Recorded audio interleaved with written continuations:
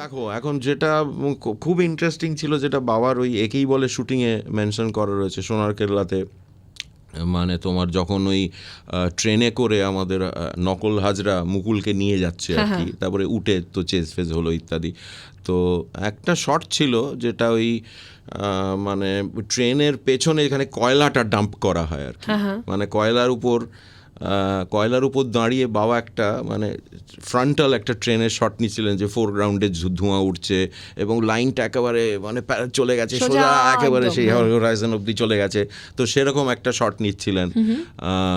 তো আসলে হচ্ছিল কি যে মানে বাবা যখন শটটা তুলছেন তখন আস্তে আস্তে রিয়েলাইজ করলেন যে আস্তে আস্তে নিচে নামছেন পুরো জিনিসটা আস্তে আস্তে, মানে কেউ হাইটটা লুজ করছেন।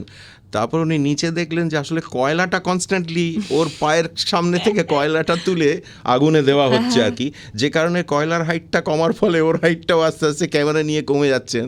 এখন সেটা আমার তোলা আছে, আচ্ছা, এবং সেটা আমরা ওখানেই ছিলাম, কয়লার উপরে সকলে আমরাও দাঁড়িয়েছিলাম আর কি ক্যামেরা নিয়ে।